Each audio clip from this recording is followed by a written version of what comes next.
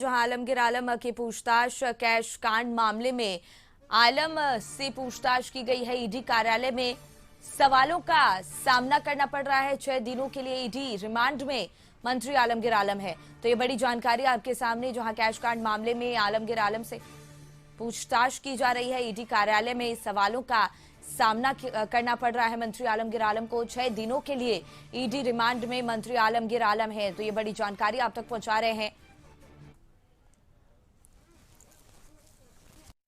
मंत्री आलमगीर आलम गिरफ्तार के बाद कोर्ट से उन्हें 6 दिन का रिमांड मिला है। आज होटवार जेल से ईडी के अधिकारी भारी सुरक्षा के बीच इसी ईडी कार्यालय में पूछताछ के लिए लाएंगे। जब उन्हें गिरफ्तार किया गया था तो ईडी के अधिकारी पूछताछ कर रहे थे, तो जो ईडी के अधिकारी सवाल जवाब कर रहे थे तो मंत्री के द्वारा सवाल का जवाब सही नहीं देने के कारण उन्हें गिरफ्तार किया गया और गिरफ्तार कर कोर्ट में पेश कर ईडी ने 10 दिन का रिमांड मांगा था, लेकिन कोर्ट ने उन्हें 6 दिन का रिमांड दिया। यह टेंडर और कमीशन का खेल मंत्री के द्वारा और उनके निजी सहायक संजीव लाल और जाकिर आलम, जिसके यहाँ करोड़ों रुपया बरामद हुआ था, इसके सामने बैठाकर मंत्री जी को आज पूछताछ ईडी के अधिकारी, जो कई टीम आए हैं, चाहे वो दिल्ली की टीम हो या बंगाल या रांची के ईडी के अधिकारी, पूछताछ करेंगे। क्योंकि मंत्री जी जो टेंडर में कमीशन, जो वीरेंद्र राम अपने बयान में खुलासा किया है कि मंत्री जी 1.5 कमीशन, एक बार 3 करोड़ रुपया उन्हें कमीशन के तौर पर एक इंजीनियर के सहारे मंत्री जी तक पहुंचा है। अब इसका खुलासा जो 6 दिन रिमांड पर ईडी के सामने मंत्री जी रहेंगे। अब ईडी के अधिकारियों के द्वारा जो सवाल जवाब किया जाएगा, क्या मंत्री जी इस जो आरोप लगा है इस पर जो अपनी कबूल करते हैं या नहीं, यह देखने लायक होगा। अपने कैमरामैन सुनील स्वांसी के साथ संतोष कुमार, कशिश न्यूज, रांची। और इसी पर और ज्यादा जानकारी लिए संतोष हमारे सहयोगी रांची से जुड़ गए हैं। देखिए संतोष, मंत्री आलमगीर आलम की मुसीबतें जो हैं वो लगातार बढ़ती हुई नजर आ रही है। ईडी कार्यालय में सवालों का सामना उन्हें करना पड़ रहा है। 6 दिनों के लिए ईडी रिमांड में वो हैं। क्या कुछ पूरी जानकारी है और किस तरीके की सवालात ईडी की तरफ से किए जा सकते हैं?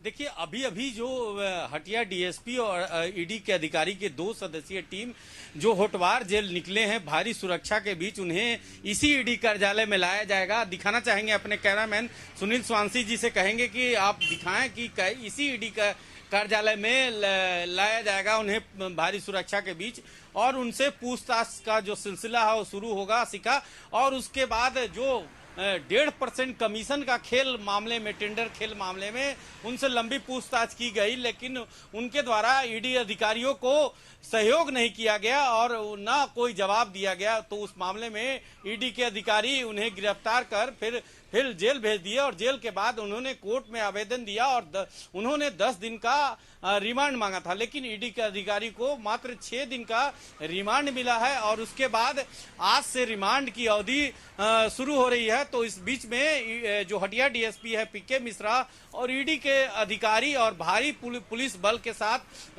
होटवार जेल के लिए रवाना हो गए हैं और वहां से भारी सुरक्षा के बीच ईडी कार्यालय लाया जाएगा। अब ईडी कार्यालय के बाद उनकी ईडी कार्यालय पहुंचने के बाद कई अधिकारी, चाहे वह दिल्ली की टीम हो या कोलकाता की टीम हो या रांची की टीम, और पूरे टीम मिलकर उनसे पूछताछ, लंबी पूछताछ करेगी और कई खुलासे, चाहे वो जो टेंडर उनके इलाका में एक टेंडर विवाद हुआ था 1250 करोड़ घोटाले मामले में, या बात करें आप क्या उसको जो विधानसभा अवैध नियुक्ति घोटाले मामले में, तो कई पहलू पर ईडी के अधिकारी सवाल जवाब करेंगे सिखा।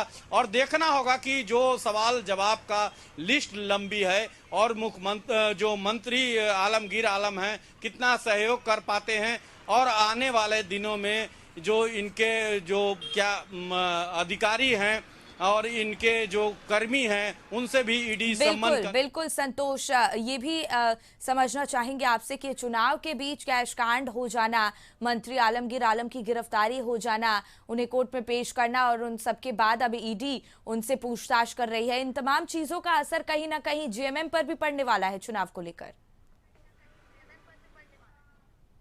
देखिए, बिल्कुल, जब किसी कांग्रेस नेता, बड़े नेता थे आलमगीर आलम, और जी। उनको ईडी गिरफ्तार कर कर जेल भेज देती है, फिर रिमांड करते हैं, तो बीजेपी बराबर हमलावर है कि आखिर केवल भ्रष्ट और जेल से छूटे हुए का ही इंडिया गठबंधन है। तो लगातार बीजेपी सवाल खड़ा की है और सवालों से घेरने का काम की है। एक और फिर जब कैश कांड एक इससे पूर्व में धीरज साहू यहाँ 351 करोड़ रुपया पकड़ाया था, दूसरी बार 35 करोड़ 23 लाख रुपया बरामद। तो कई कई सवाल खड़ा हो रहे हैं। तो कहीं ना कहीं बीजेपी के लोग जो आलमगीर आलम की गिरफ्तारी के बाद उन्हें घेरने का काम कर रहे हैं। जी शिखा। बिल्कुल संतोष, बहुत बहुत धन्यवाद आपका तमाम जानकारी हम तक पहुंचाने के लिए।